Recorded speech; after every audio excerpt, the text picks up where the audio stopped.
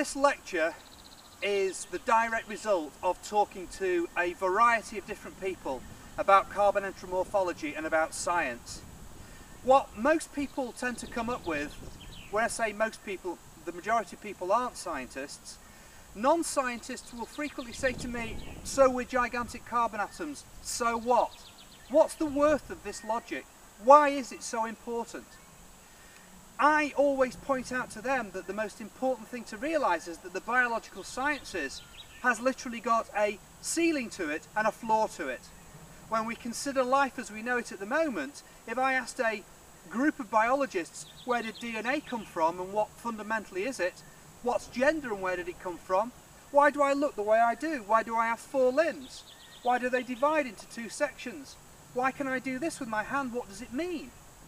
Why do I look the way I do? Where have my eyes come from? What about my brain and my mind? How's that evolved? The whole of these questions, and literally thousands more, are not answerable according to our current model of biology. Biology hits a glass floor when it comes to physics, and the physics world don't do life science at all. So they don't consider life other than through 2 words, the observer. That's all you're ever going to get from the physical sciences. They don't elaborate on it any more than that because they can't use mathematics effectively for describing biological systems. Biologists, on the other hand, as I previously mentioned in lectures about mathematics, don't want the mathematics. They like to do things with words and pictures. Collectively, this produces a segregation in the sciences, where division into physics, chemistry, biology, geology, and all of the other sciences fit together to deal with all levels of natural scale, but with no consistency, no absolute fundamental consistency. Carbon enteromorphology, for the very first time, unites all of these different elements of science under an umbrella theory which is now termed carbon enteromorphology, but more broadly still, neurological genetics. The unification of knowledge as we know it. And that's the importance of it. To a non-scientist who doesn't really care why we have 2 eyes in our head, not really interested where the brain came from, they can't see the worth in that. Whereas as a biologist, I can see the unification of all of these concepts to produce the amplification field, which I call a solotrophic pathway, that produces me before you today, is absolutely quintessential to the future of human evolution. The fact that I can now take different nucleonic systems like the nucleus of an atom, the nucleus of a cell, the nucleus of my body, my brain, and I can put them together and say they are all nuclear systems. What do we mean by this? Is incredibly powerful. It means we can blend the logic of the different levels. For example, we can take nuclear fusion and fission and apply it to the level of a cell where we find meiosis and mitosis. The equivalents. We can take the same logic and throw it at the neurological system now, where we're looking for a fusion-fission logic. And on that level we find the concept of fusion as the idea of thought. We find the idea of fission, exactly what you're looking at right now. I am expanding on the concept of neurological fission through behaviour. And so every single level now has that logic associated with it. If we go to the DNA level, which is halfway between the atomic level and the neurological level, what we find is the field of genetics and the concept of molecular biology, which we can now throw at atomic levels of organisation to give us the idea of the atomic gene, the atomic genome, the atomic allele, and also to the neurological system where we now have the neurological gene, which is basically just a memory. A gene is a memory. On the level of DNA, it's a memory in DNA. On the level of an atom, it's associated with something called non-locality. The idea of the so-called hidden variables that Einstein talked about. In other words, when particles interact and they entangle themselves, when they're removed from each other, they take with them that entanglement and that remains in place. So we can think of the idea of memory on the level of the atom as well.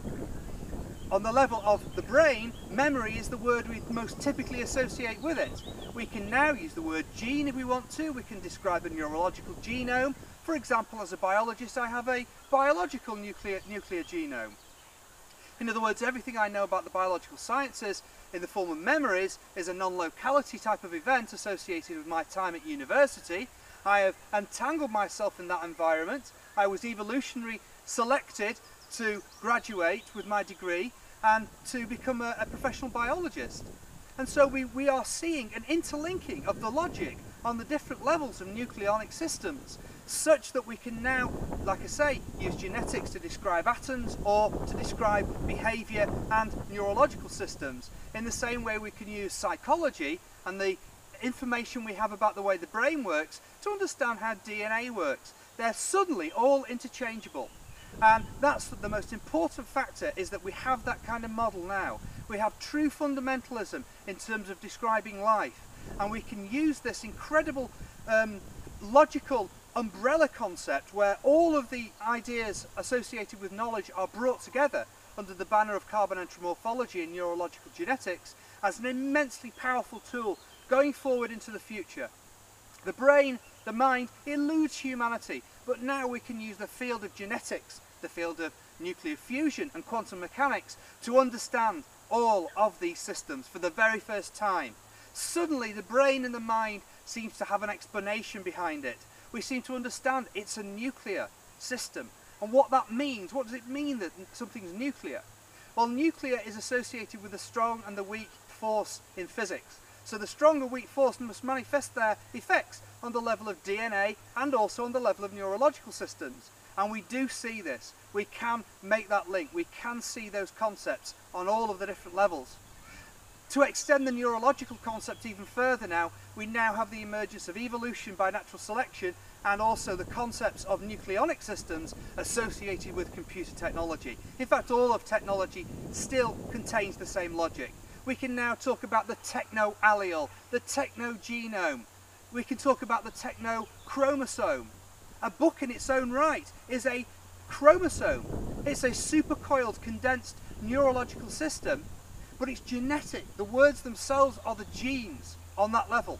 On the level of DNA, a cell in my body opens DNA up and reads it to make messenger RNA and eventually to make proteins with it. Same principle. I pick up a book, I open it up and I start to read through the supercoiled words formed into sentences. It's all the same logic.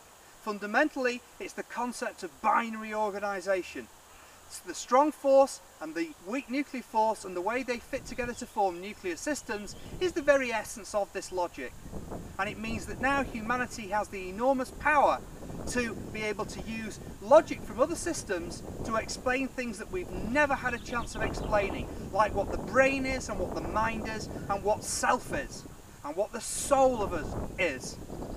This is why carbonentral morphology is so powerful, and this is why I believe it is the unifying concept throughout the whole of knowledge. And it's why I'm going forward saying to the scientific world and the world in general that I am bringing forward a unification in the whole of knowledge, the whole of the academic world. You can pick up a book in English now about Shakespeare, open it up and you're dealing with nuclear physics. You're dealing with genetics. Whichever way you want to look at it, whichever set of logic you wish to use, they all work just as well. Incredible, isn't it?